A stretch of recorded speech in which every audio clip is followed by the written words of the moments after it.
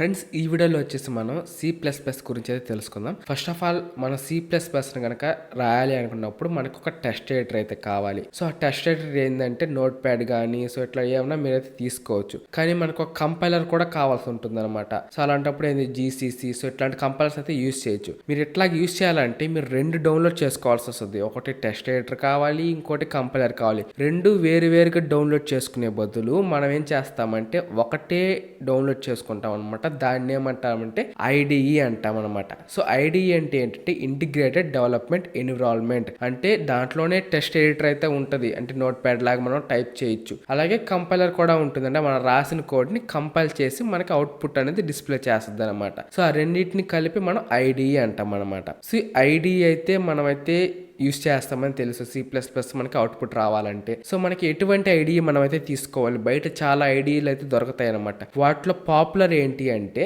First one వచ్చేసి code blocks అనమాట. Next eclipse and visual studio. ఈ మూడిట్లో మీరు ఏదైనా సరే డౌన్లోడ్ చేసుకోవచ్చు, ఏది చేసుకున్నా పర్వాలేదు. కానీ నేను ప్రీవియస్ C లాంగ్వేజ్ ట్యూటోరియల్ అప్పుడు నేను కోడ్ బ్లాక్స్ అయితే డౌన్లోడ్ చేశాను, ఇన్స్టాల్ చేస్తున్నాను అనమాట. సో కాబట్టి దాన్నే నేనైతే యూస్ చేస్తున్నాను ఈ ట్యూటోరియల్ కూడా. ఒకవేళ మీరు కూడా కోడ్ బ్లాక్స్ డౌన్లోడ్ చేసుకుని ఇన్స్టాల్ చేయాలనుకుంటే ప్రీవియస్ C లాంగ్వేజ్ ట్యూటోరియల్కి వెళ్ళి మీరైతే చూడండి. ఆ వీడియోలో నేను ఎలా ఇన్స్టాల్ చేయాలనేది వీడియో అయితే చెప్పాను. వన్స్ మీరు ఆ వీడియో చూసి కోడ్ బ్లాక్స్ ఇన్స్టాల్ చేసుకున్న తర్వాత ఓపెన్ చేసినప్పటి నుంచి ఈ వీడియోలో చెప్తాను మనకి C++ కి మనం ఎలా సెటప్ చేసుకోవాలి అనేది అయితే. సో ఇప్పుడు వచ్చేసి మనం C++ యొక్క ఫస్ట్ ఫైల్ అయితే క్రియేట్ చేద్దాం. ఇప్పుడు వచ్చేసి నేను కోడ్ బ్లాక్స్ అయితే ఓపెన్ చేస్తున్నాను. సో వన్స్ ఓపెన్ చేయగానే మీరు ఇన్స్టాల్ చేసి మీకు ఇలాగైతే వస్తుంది. ఇక్కడ వచ్చేసి క్రియేట్ ఏ న్యూ ప్రాజెక్ట్ అయితే ఉంది కదా. సో దీని అయితే క్లిక్ చేయండి. సో క్లిక్ చేయగానే మీకు ఇక్కడ చిన్న కేటగిరీస్ అయితే వస్తాయన్నమాట. అంటే మనం డిఫరెంట్ ప్రాజెక్ట్స్ కి అయితే చేయొచ్చు. డిఫరెంట్ టైప్స్ లో అంటే మన ఆర్డినో కావచ్చు, ఇట్లా వేరే వాటికి కూడా మనం అయితే చేయొచ్చు అనమాట. బట్ మనం వచ్చేసి C++ గురించి అయితే తెలుసుకుంటున్నాం కాబట్టి ఈ కన్సోల్ అప్లికేషన్ అయితే ఉంది కదా. సో ఇది క్లిక్ చేయండి. క్లిక్ చేసి ఇక్కడ గో ఉంది కదా. సో ఈ గో క్లిక్ చేశారనుకో మనకి ఇలా వస్తుంది అనమాట. నెక్స్ట్ క్లిక్ చేయండి. నెక్స్ట్ క్లిక్ చేస్తే ఇక్కడ మనం సెలెక్ట్ చేసుకోమని అడుగుతుంది. మనం C లాంగ్వేజ్ యొక్క ప్రోగ్రామ్ కోసం తీసుకుంటున్నామా లేదా C++ కోసం తీసుకుంటున్నామా సెలెక్ట్ చేసుకోండి. సో C++ కోసం కాబట్టి C++ ఆల్రెడీ సెలెక్ట్ అయ్యి ఉంది. ఇక్కడ నెక్స్ట్ క్లిక్ చేసేయండి. ఇక్కడ వచ్చేసి మీరు ప్రాజెక్ట్ టైటిల్ అయితే ఇవ్వాలన్నమాట.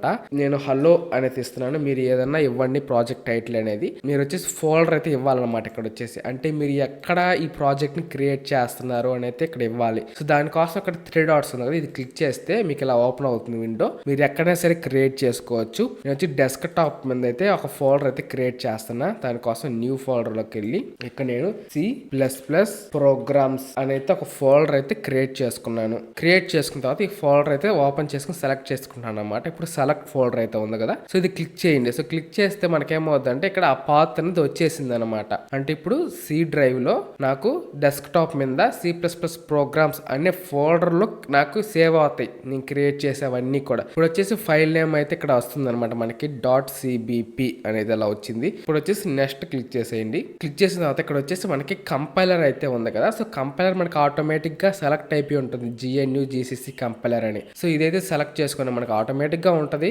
ఒకవేళ లేకపోతే ఇదైతే సెలెక్ట్ చేసుకోండి. ఇది C++ కంపైల్ చేస్తుంది అనమాట. ఇక్కడ వచ్చేసి మీరు ఇంకేం చేయాల్సిన అవసరం లేదు. సో ఫినిష్ క్లిక్ చేసేసారంటే మన ఫైల్ అయితే క్రియేట్ అయిపోయింది అనమాట. మీకు ఇక్కడ చూస్తే లెఫ్ట్ లో హలో అనేది క్రియేట్ అయిపోయింది వర్క్ స్పేస్ లోపల.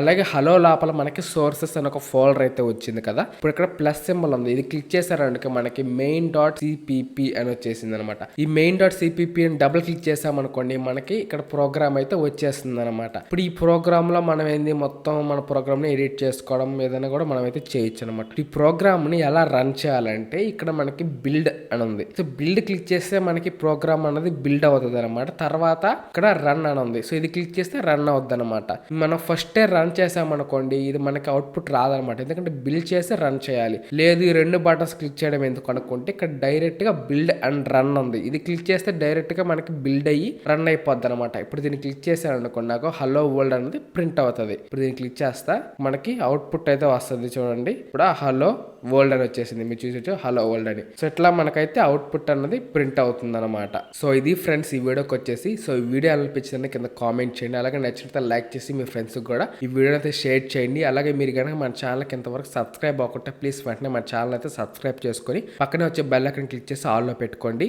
ఇట్లాంటి వీడియో పెట్టగానే మీకు అయితే నోటిఫికేషన్ వస్తుంది అనమాట. So thank for watching. జై హింద్.